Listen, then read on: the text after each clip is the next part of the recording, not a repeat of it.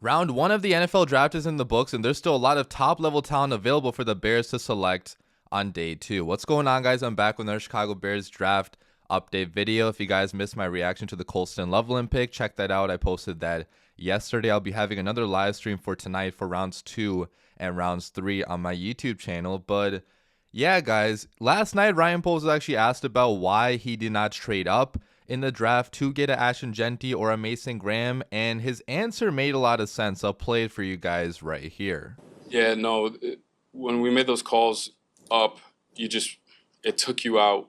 Because I think, I briefly mentioned this Tuesday, there's a run coming up here that I think you can make a pretty big impact on your football team. So to give up that for one person, so giving up 2 for 1, like and it would have been even more than that, but it just didn't make sense.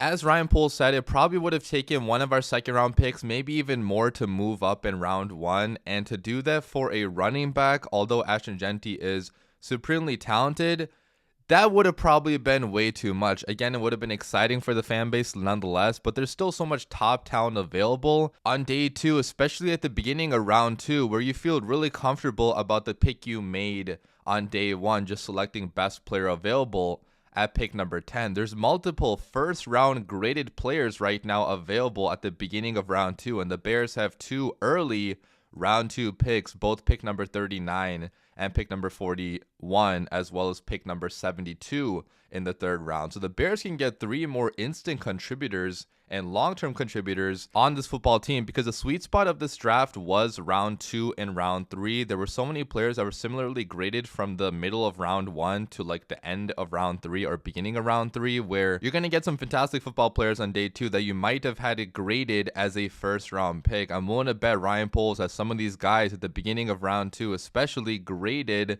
as first-round level talents in this year's draft class. And I just wanted to make a video here discussing some of the best available at positions of need for the Chicago Bears to look at who they may draft tonight. So I'm going to be going position by position and tell you guys the best available only at positions of need for the Chicago Bears. At running back, Ashton Jeanty and Omarion Hampton unfortunately went off the board, but there's still so many top level talents at the running back spot. It's a very deep RB classes here. You got both the Ohio State running backs, Trevion Henderson and Quinshon Judkins. Both were pretty productive last year at OSU, so would be pretty happy with either of those picks being Chicago Bears. You got Caleb Johnson from Iowa, who I'm a big fan of his running style. He's a patient runner, not the most athletic dude, but he could be that RB1 of this team. He has so much potential, very, very underrated. To get him at the beginning of round 2 would be a pretty fantastic pick, in my opinion. You got Cam Scadabo, who so many guys are fans of. I mean, this dude runs angry, and he had some crazy highlight plays at Arizona State. So, those top 4 guys would be really intriguing. I think Scadabo would be more of a day, he'd be a day 2, but like more of a round 3 pick potentially. Then you also got Dylan Sampson, Devin Neal, DJ Giddens, Jordan James. Some of these guys probably a little bit later in the draft, but RJ Harvey, Damian Martinez, Bashal Tutin, like a lot of top level guys available. And so many of these guys could be, the lead back of NFL offenses, especially the top 4 guys I mentioned, Trevion Henderson, Judkins, Johnson, and Cam Scadabo. I'd be extremely happy if the Bears get any of them on day 2. If you look at the receiver spot, although it's not a massive need for the Bears, I could still potentially see them adding a player on day 2 if they really want to, if a good player falls to them. But Jaden Higgins, stud, Trey Harris, you got Luther Burden, who at Missouri put up, so many highlight level plays. A lot of people thought he could be a first round pick before this year started. So if you really want a high level option at the receiver spot, that'd be a nice option. You got Jalen Noel, Jack Beck, Jalen Royals, Kyle Williams, Jalen Lane, Taj Felton. So, plenty of guys that if you do want to take the swing, you can, although it's probably not extremely likely given that we already drafted a pass catcher yesterday. So, would be intriguing, but probably not going receiver today, but still had to mention it just in case. Looking at OT, the Chicago Bears could still use another swing tackle, another guy to develop behind Braxton Jones and Kiran Amegaji, and Irante Irsary is probably the only option I'd really go with on day 2. There's some other guys too, but at the beginning of round 2, if you can get Irsary, that'd be a pretty fantastic pick. Charles Grant could be intriguing. Anthony Belton, got Cameron Williams out of Texas too. None of these guys are probably going to be starters right away, so none of these guys are going to be replacing Braxton Jones. But, if you want somebody to develop behind Braxton, maybe for next season, or to just be a swing tackle, play behind Darnell Wright, whatever, we could potentially draft one of these guys. Although I think that OT could be a position we address more on day 3 with our 5th round pick.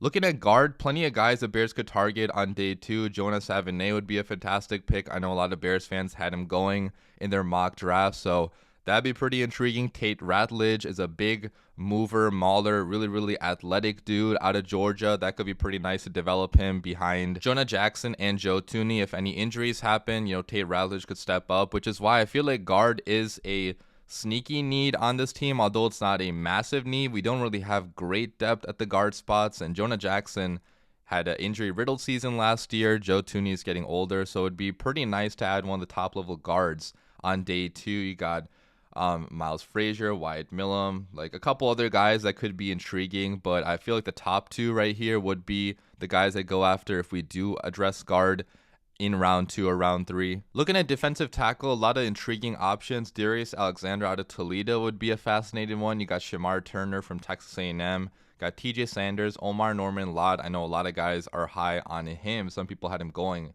in round 1 even. So pretty excited about any of these guys' potential if you want to do to rotate in with Gervon Dexter, with Grady Jarrett, with Andrew Billings. You could get one of these dudes, and you can never have enough players in the trenches. I mean, even if you may think the Bears already have enough defensive tackles, Billings is getting older, Grady Jarrett is already old, and Gervon Dexter could play some edge this year, right? So if you do draft DT high on day 2, I think it still could make sense, even if you may think they have a crowded defensive tackle rotation right now. Looking at edge, a lot of big names are available. Mike Green out of Marshall, he does have the allegations against him, so that's probably why he fell to round 2, and they're going to have to do a lot of research into him if they do draft him. But Mike Green on the football field is a fantastic player and could have been a top 15 talent in the draft this year. He had so much production and just so many, flashes of high-level play at Marshall last season, right? So if you do get him in round 2, is it going to be worth the risk? Yeah, potentially, because I think he was a top 15 talent. But again, you have to look into the allegations and see what's going to happen with that, because obviously you don't want that looming over your head if you are Ryan Poles.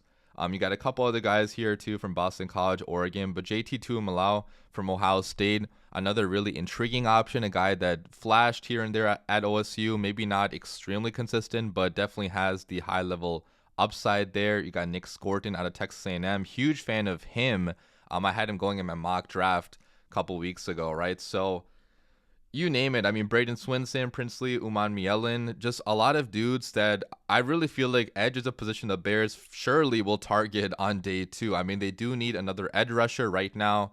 We only have Montez Sweat, Dayo Odengbo, and Austin Booker really as a top 3 guys. So I think you could add another dude to that rotation to really make this edge group a very strong group for the long term. Looking at cornerback, although cornerback is not a massive need for this team, I could still see them potentially upgrading if they don't really like Tyreek Stevenson. Tyreek Stevenson had a pretty rough 2024 season, and the one guy I could see us going after potentially is Will Johnson out of Michigan. Will Johnson, before this season, was going top 10 in every mock draft. I mean, this dude had a fantastic year in 2023.